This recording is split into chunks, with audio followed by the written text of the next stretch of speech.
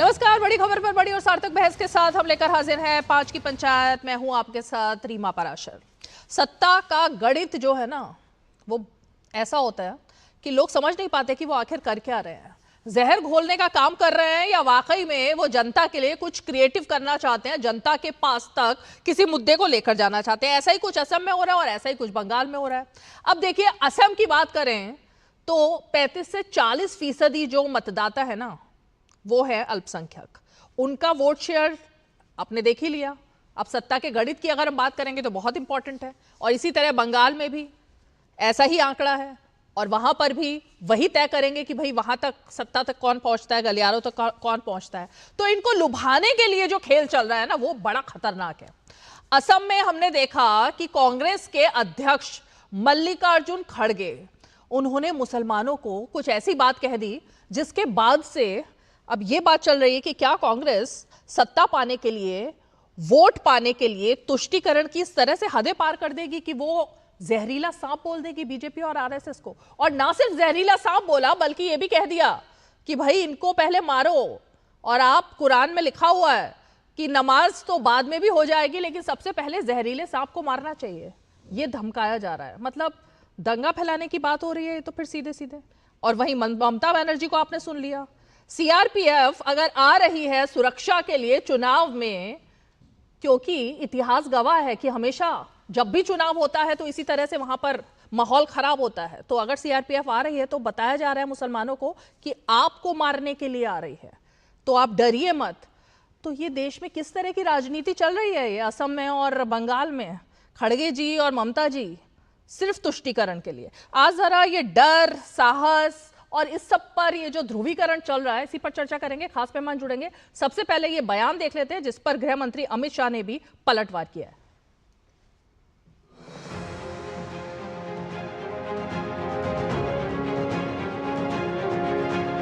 আজকে আমি শুনলাম 200 গাড়ি করে অযোধ্যা দিয়ে উত্তরপ্রদেশ থেকে সিআরপিএফ নিয়ে আসছে আপনাদের উপর হামলা করার জন্য। কেউ ভয় পাবেন না। এটা 15 দিনের ছলনা, 15 দিনের খেলা, 25 দিনের খেলা। তারপরে বুঝবে ঠেলার নাম বাবাজি, ঠেলার নাম বাবাজি। তারা বুঝবে ভোট দিতে হবে সাধারণ মানুষকে। বিজেপি অনেক ভোটারের নাম কেটেছে।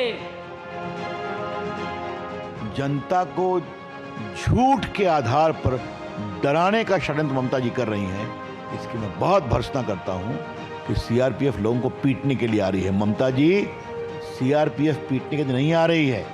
जो आपके काडर निर्दोष वोटर्स को पीट कर वोट नहीं देने देते हैं, उनके वोट के अधिकार का सदुपयोग करने के लिए आ रहे हैं। अगर कोई इस जहरीला सांप आपके सामने से गुजर रहा है और आप नमाज भी पढ़ रहे हैं, नमाज तोड़ के उस जहरीली सांप को मारना, ये कुरान में कहा है। और मैं यही कहूंगा, आपका नमाज तोड़ने तो परवाह नहीं, ये जहरीला सांप है आरएसएस और बीजेपी। इसको अगर आप नहीं मारेंगे, आप कभी बचेंगे नहीं।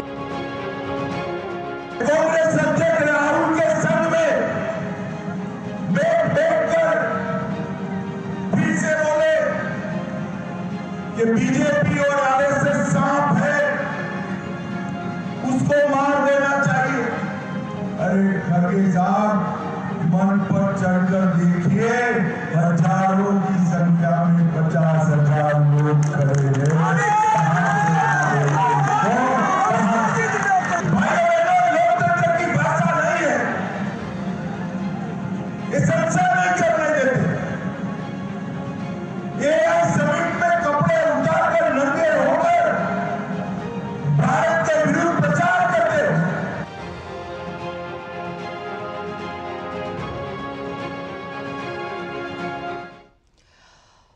देखिए, 3 बातें मेन हैं। एक कि पश्चिम बंगाल में चुनावी हिंसा का जो इतिहास रहा है, उसमें यह बात गवाही देती है कि जो बॉर्डर से सटे हुए इलाके हैं और खासकर अल्पसंख्यक बहुल इलाके, वहां पर ये हिंसा ज्यादा दिखाई देती है, और ये डेटा के आधार पर हम बात कर रहे हैं, सरकारी डेटा के आधार पर।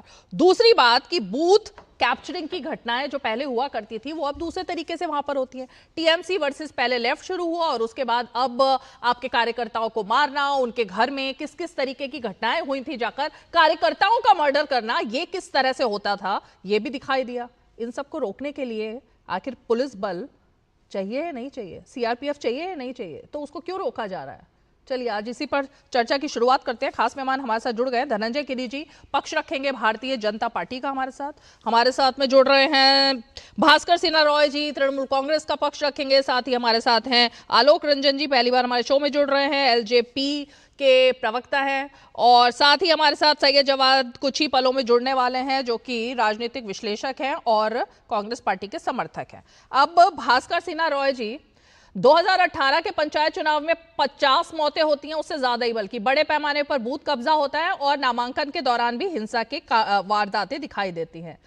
2019 के लोकसभा चुनाव में 15 लोगों की मौत होती है, ये सब कार्यकर्ता हैं। कई जगह पे बमबाजी की और झड़पों की भी खबरें आती हैं। 2021 के विधानसभा चुनावों में 20 से 25 के आंकड़ा था, वो अभी तक ठीक नहीं आया है पोस्ट पोल हिंसा का, और 2023 के पंचायत चुनाव में 40 लोगों की मौत होती है और ये बीजेपी के कार्यकर्ता इसमें काफी ज्यादा थे। अब भाई इनको रोकने के लिए, मतलब हिंसा ना हो, सिर्फ हिंसा ना हो, इसको रोकने के लिए सीआरपीएफ अगर लगाई जाती है तो किसके दिल में इतना दर्द हो रहा है? पहला बात यह है कि ये आंकड़ा आप पहले सुधार लीजिए, क्योंकि ये जो आंकड़ा जो बोल रहे हैं ये लिस्ट दीजिएगा, और इसके साथ चुनाव का कोई संबंध नहीं था। मैंने तो कहा है कि पोस्ट पोल हिंसा है ये, मैंने कब का चुनाव में हुई है पोस्ट पोल? मुझे पोल कहने दीजिएगा तो कहेंगे, अगर वो बीच में बोलते रहेंगे तो हम भाग जाएंगे, आप बोलते रहिएगा, ठीक है? बोलो आप। पोस्ट पोल वायलेंस के लिए जो बोला गया था कि पोस्ट पोल वायलेंस हो गया, केंद्रीय सेंट्रल गवर्नमेंट का टीम आया था, और टीम आके 5 साल पहले आया था 2021 में, पोस्ट पोल वायलेंस में जो कंप्लेन हुआ था इसके खिलाफ क्या क्या कार्रवाई किया है, आज भी हमें मालूम नहीं है, एक भी कन्विक्शन नहीं हुआ। वो रिपोर्ट जरा आप दिखाइए कि पोस्ट पोल वायलेंस में यहाँ पर ये हुआ, बोलने दीजिए प्लीज, यहाँ पर ये हिंसा हुआ, यहाँ पर ये जो कन्विक्शन हुआ, यहाँ पर ये जो आरोप लगाया था ये सच्चा है। सेंट्रल गवर्नमेंट का भी कोई रिपोर्ट नहीं है, आप आंकड़े बोलती जा रही है, आप बोल दीजिए ना 2000 मौत हुआ, 5000 मौत हुआ, मतलब एक भी मौत नहीं हुई ना, ऐसा नहीं हुआ है, एक भी मौत नहीं हुई। आंकड़ा है, कोई रिलेशन, कोई कोई कार्यकर्ता नहीं मारा गया था, कुछ नहीं हुआ, सब ठीक था, सब भालो है।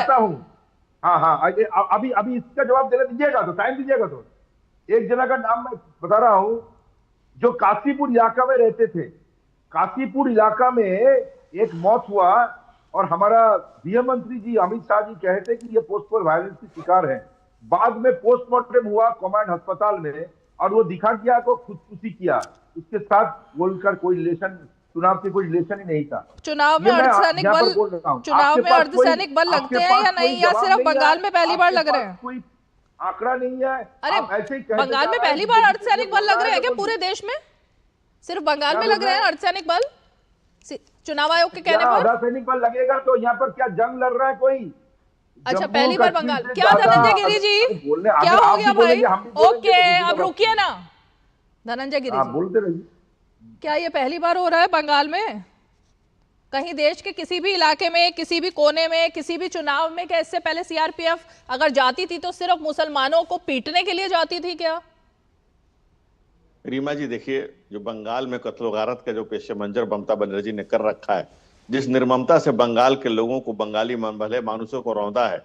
आप 2025 मुर्शिदाबाद दंगे, 3 मौत, 113 घर जला दिए गए, 400 से अधिक लोगों ने, हिंदू परिवारों ने विस्थापित हुए। 2023 पंचायत चुनाव 48 मौत, ये मैं सरकार का वहां का डाटा बता रहा हूँ। 400 से अधिक घायल, विपक्ष को लड़ने के लिए सीटों पर लगातार पीटपाट किया गया। 2021 विधानसभा चुनाव के बाद 50 भास्कर सिन्हा रॉय जी, आप दूसरे चैनलों में भी डिबेट में बैठते होंगे, एक रूल होता है कि जिससे पूछा जाए सिर्फ उसी की आवाज जाती है, प्रवक्ता की, बाकियों की आवाज म्यूट होती है। आप अपनी एनर्जी बचा के रखिए अभी बाकी के शो के लिए, आप बोलते रहेंगे तो कोई फायदा नहीं होगा, म्यूट हो आप।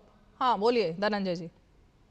भास्कर भगवान सूर्य को कहते हैं, लेकिन इन्होंने अपने नाम पर कालिक पोत रखी है। समर शेष है नहीं पाप का भागी, केवल व्याघ्र जो त्रस्त है समय लिखेगा उनका भी अपराध। आने वाली पीढ़ियां भास्कर सिन्हा रॉय आपको कहेंगी कि आप कालिमा से भी ज्यादा काले निकले। उस पाप के भागीदार हैं आप जो ममता बनर्जी ने किया है। 2025 मुर्शिदाबाद दंगे, 2023 पंचायत चुनाव में 48 मौत, 400 से अधिक घायल। यह स्टेट गवर्नमेंट का डाटा बता रहा हूं। 2021 विधानसभा चुनाव के बाद 50 मौत, 30,000 से अधिक विस्थापित और 3,000 भाजपा कार्यकर्ता आज भी विस्थापित जीवन जीने को मजबूर। भारतीय जनता पार्टी के 30,000 से अधिक कार्यकर्ता विस्थापित हुए हैं। 300 से अधिक कार्यकर्ताओं की हत्या हो चुकी है। ठीक है, यही नहीं, तत्कालीन अध्यक्ष जगत प्रकाश नड्डा जी पर डायमंड हार्बर में जानलेवा हमला हो चुका है। बंगाल में 181 राजनीतिक हत्याएं हो चुकी हैं। उच्चतम न्यायालय के वर्तमान चीफ जस्टिस की अध्यक्षता में निवर्तमान 700 मामलों की जांच के लिए एसआईटी बनी है। 700 मामले कोर्ट से जांच का किसी स्टेट में नहीं। ऐसा आपको किसी स्टेट में इतनी हिंसा, इतना अपराध, इतना कत्ल गारत का माहौल, और अकेले आप देख लीजिएगा तो 87% हिंसा का पड़ चुकी है।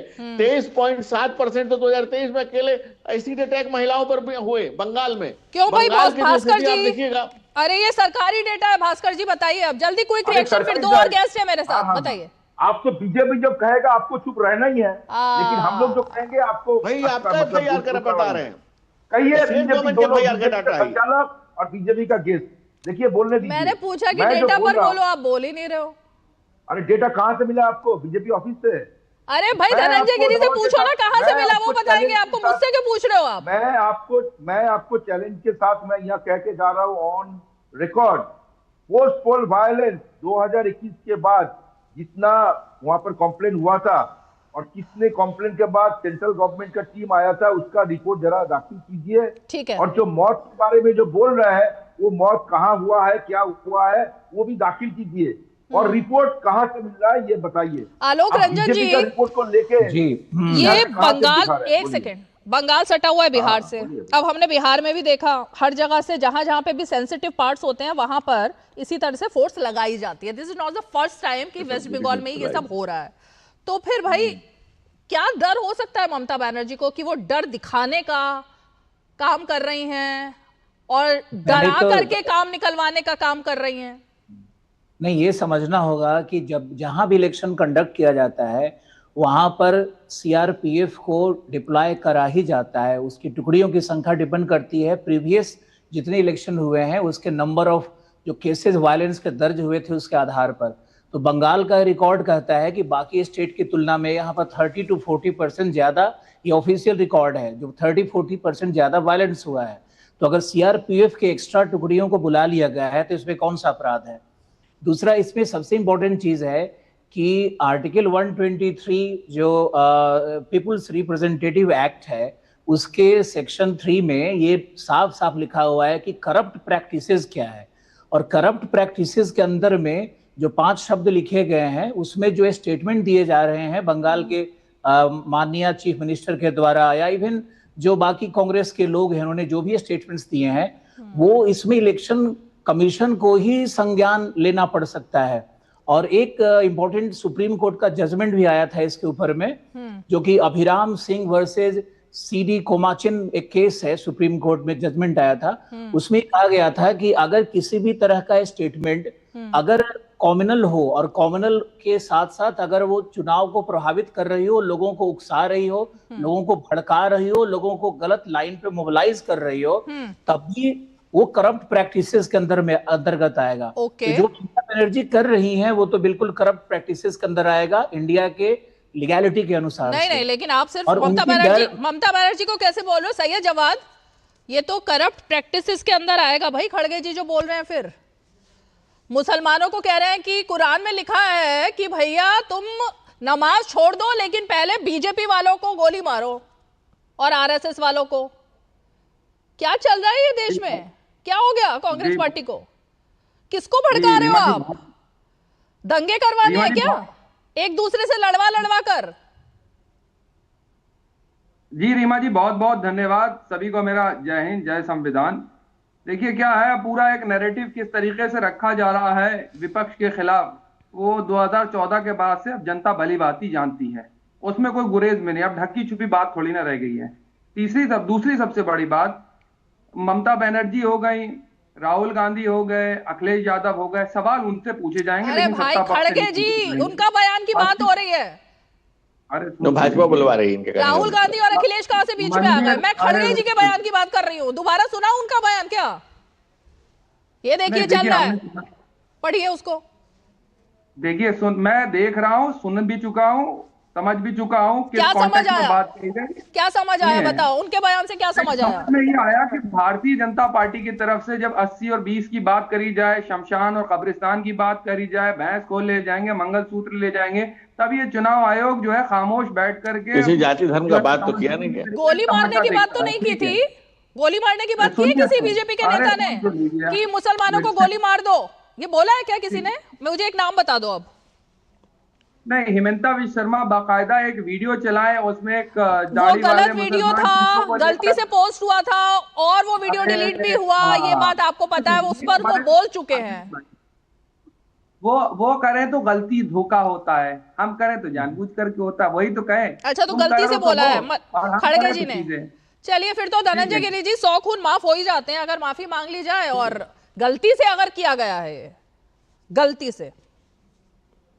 रीमा जी देखिए, मल्लिकार्जुन भगवान शिव का नाम होता है और शिव के गले में ही सांप होता है। अच्छा, आज आप सब भगवानों के नाम ऑपोजिशन वालों के गिना रहे हो। भास्कर सूरज भगवान, सूर्य का नाम होता है, मल्लिकार्जुन भगवान शिव का नाम होता है।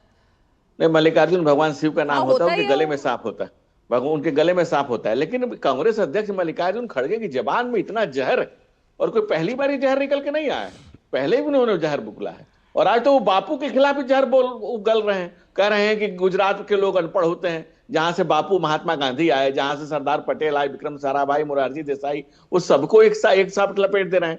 कांग्रेस कितना नीचे जाएगी भाई, और किस हद तक नीचे जाएगी? और आप कहने कि नमाज छोड़ के आप मारने चले आइए, यानी कि आप धर्म विशेष को टारगेट कर रहे हैं। यानी कि आपको ये घोषणा कर दिया आपने कि आप मुस्लिम लीग से बड़े झंडेदार हो गए। अब आपको इस देश में मुस्लिम लीग की जरूरत क्या है? किसी अगर बात करें तो इससे बड़ा सांप्रदायिक जहर कौन फैला रहा है? कांग्रेस पार्टी ने धर्म के आधार पर देश का बंटवारा किया था, किसी से छुपा हुआ नहीं है। लेकिन आज जो सांप्रदायिकता की आग कांग्रेस पार्टी भड़का रही है, आग का क्या रीमा जी, आग का क्या है? पल तो पल में लगती है, बुझते बुझते एक जमाना लगता है। जो आग आज आप मल्लिकार्जुन खड़गे लगा रहे हैं, जो कांग्रेस राजनीति हितों के लिए राष्ट्र हितों के बलिदान कर रही है, राष्ट्र हितों को बलिवेदी पर चढ़ा रही है, इसका जिम्मेवार कौन होगा? कौन होगा जिम्मेवार? राहुल गांधी की इस नादानी का, मुझे समय दे दीजिए बोलने का। कौन जिम्मेवार होगा मल्लिकार्जुन खड़गे की जहर बुझी जुबान का? कौन जवाब दे होगा? जवाब दे रहे हैं, बोलिए। धनंजय भैया, आप मैं भारतीय जनता पार्टी में जो है आपका बड़ा सम्मान करता हूं धनंजय भैया। दूसरी सबसे बड़ी बात कहूं, मणिपुर जलता रहा, किसके बयानबाजों पर? पूरा मणिपुर जल गया। मल्लिकार्जुन खड़गे की जब दो लाइन बोल दीजिए, मल्लिकार्जुन पर दो बात लाइन।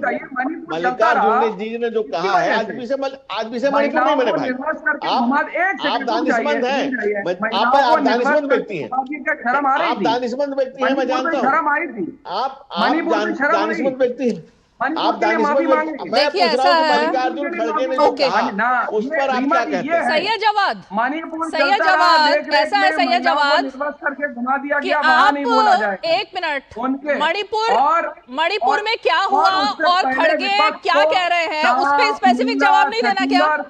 सैयद जवाद, अनपढ़ बोलोगे चलेगा, उत्तर भारतीयों का IQ लेवल नहीं होता ये बोलोगे चलेगा, जहरीला सांप होता है संघ वाला कोई भी कार्यकर्ता और संघ के स्वयंसेवक, उनको मार डालो ये चलेगा, है ना? इसकी तुलना कहां से की जा रही है? जहां पे दो जातियों के बीच में एक हिंसा हुई, जिस पर कि जो एक अलग मामला था, जो सालों साल से चलता आ रहा था, उसका इतिहास अगर अभी खोलेंगे तो कांग्रेस के कच्चे चिट्ठे खुल जाएंगे मणिपुर पे। लेकिन वो मेरा टॉपिक ही नहीं है आज। सैयद जवाद, आगे बढ़ो ना मुझसे।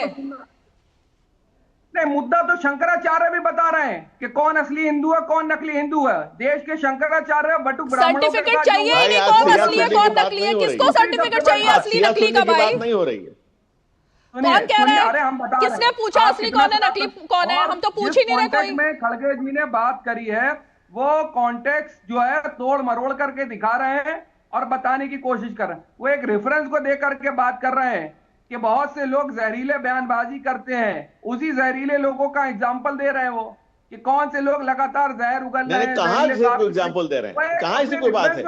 स्पष्ट है भाई, इन्होंने सुना नहीं लगता, आपने सुना नहीं। देखिए सुना नहीं, झूठ बोल रहा है, वो देखिए जो इतने समय से लगातार झूठ बोल रहे हैं, उनके झूठ के ऊपर जो है आप लोग मट्टी डालने को पर्दा डालने का काम करते हैं। दिन रात नफरती बयानबाजी देते हैं। 80 और 20 की बात करने वाले लोग, शमशान कब्रिस्तान, कपड़ों से पहचान लेने वाले लोग, और मुझे एक बात लग रही है अब इसमें, मुझे एक बात लग रही है। ओके आलोक रंजन जी, बीजेपी शायद इसीलिए कहती है कि राहुल गांधी जब तक है राजनीति में और कांग्रेस पार्टी, एक सेकंड भाई, सही है जवाब, इसीलिए कहती है कि राहुल गांधी हमें ही फायदा पहुंचा रहे हैं एक्चुअली। अब ऐसा लग रहा है खड़गे जी भी कुछ ऐसा ही कर रहे हैं। उनको पता था असम में ऐसी ही बात बोलने से फायदा किसको मिलेगा, बीजेपी को मिलेगा।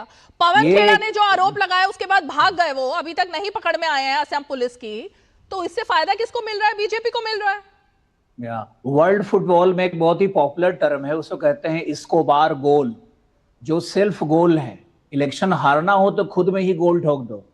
खड़गे साहब वयोवृद्ध हो चुके हैं लेकिन ज्ञान वृद्ध नहीं हो पाए। उनके स्टेटमेंट को देख करके शायद आज पूरा देश डिसअपॉइंटेड होगा, विशेष करके जो इस्लाम धर्म के मानने वाले लोग हैं उनको तो बहुत ही दुख होना चाहिए, क्योंकि उन्होंने धर्म को बदनाम कर दिया, उन्होंने धर्म को हिंसक बनाया, उन्होंने धर्म के लोगों को हिंसा करने की सूचना दे दी। तो ये इस्लाम का अर्थ होता है शांति स्थापित करना। इन्होंने साफ बड़े शब्दों में कह रहे हैं, और इनको बताना होगा कि इन्होंने होली कुरान का जिक्र कर दिया, तो होली कुरान के किस सूरा और किस आयत में लिखा हुआ है कि आप नमाज छोड़ करके पहले जो जहरीले सांप है उनको मारो? जवाब बताओ बताओ बताओ, कहाँ लिखा है कुरान के, किस उसमें लिखा है, पहले बता दो आप। क्या कह रहे हैं आप? कहाँ लिखा है कुरान में कि नमाज छोड़ करके पहले जहरीले सांप को मारो? भारत के सारे मुसलमान भाइयों को मैं आमंत्रित करता हूँ, ब्लास्फेमी का केस दायर होना चाहिए और क्यों नहीं होना चाहिए। उन्होंने एक धर्म को बदनाम किया है, एक धर्म को हिंसक बताया है, कॉन्टेक्ट दिया जा रहा है। अगर आप धार्मिक कुरान में लिखा है क्या बढ़ाने की कोशिश की उन्होंने? अरे कुरान में लिखा है क्या ऐसा? सुनो तो, कुरान का नाम लेकर ऐसे क्यों झूठ बोला जाता है? अरे साहब, उन्होंने कुरान आपके धार्मिक ग्रंथ, हमारे धार्मिक ग्रंथ पगले फैक्ट्री बड़का झूठा पार्टी की फैक्ट्री से आ गए, लगातार बीच में बोलते रहोगे, सुनोगे भी नहीं सामने वालों को। ये बड़का झूठा पार्टी के साथ रहने की आदत हो गई है कि लगातार बीच में इंटरप्ट करना, झूठ बोलना, लगातार शब्द का प्रयोग करने से हम ना भड़केंगे ना आपके बदजुबानी का प्रयोग हम करेंगे नहीं। आप अपने शिक्षा के स्तर को दिखा रहे हैं। मैंने आपसे सिंपल एक प्रश्न पूछा है कि किस होली कुरान के किस आयत, किस सूरा में ये मेंशन किया गया है कि नमाज पढ़ते हुए कोई नमाजी, कोई पवित्र व्यक्ति किसी व्यक्ति की हिंसा कर दे? मेरा सिंपल सा प्रश्न है। आप एक सच्चे मुसलमान हैं, आपको तो ब्लास्फेमी का केस दायर करना चाहिए।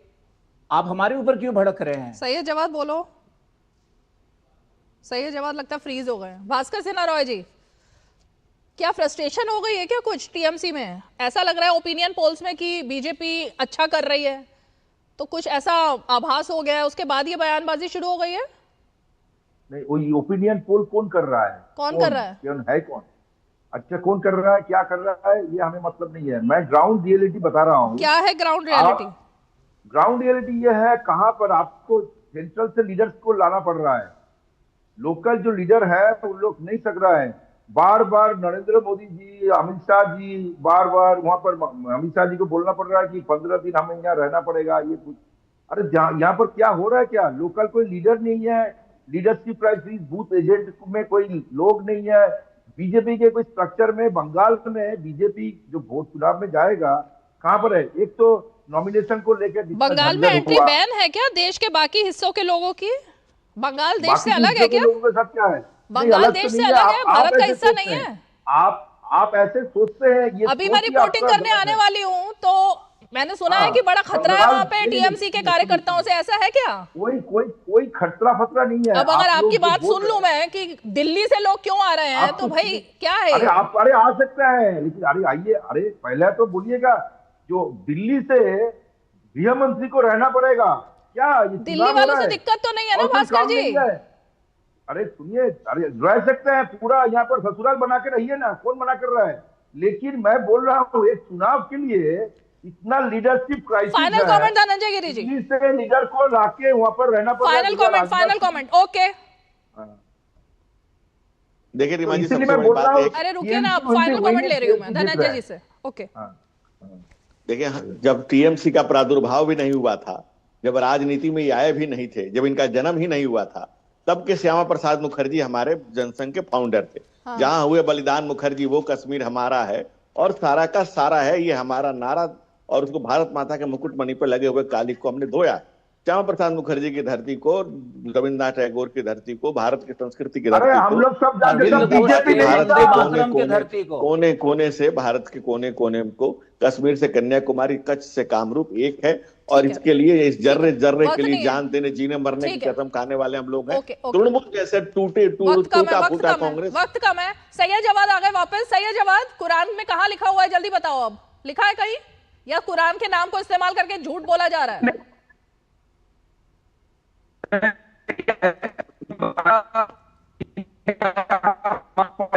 आवाज नहीं आ रही। चलिए, उनके नेटवर्क में इशू है। बहुत बहुत शुक्रिया आप सभी खास मेहमान हमारे साथ 5 की पंचायत में जुड़े। वक्त की बाधा है मेरे पास। हालांकि इस सवाल का जवाब आना चाहिए था कि भाई, जिस कौम को भड़काने के लिए बातें हो रही हैं, जिस धर्म के लोगों को भड़काने के लिए बातें हो रही हैं, आखिर क्या वाकई में कुरान में ऐसा कुछ लिखा है? और अगर लिखा है तो भाई ये तो अजीब बात है ना, कि आप कहाँ पर बोल रहे हैं, किसको बोल रहे हैं।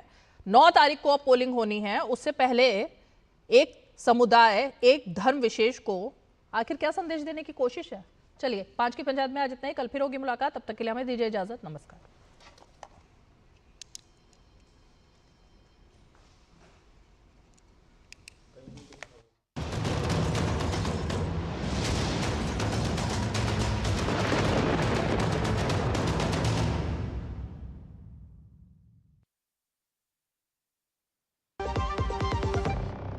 मेरी माँ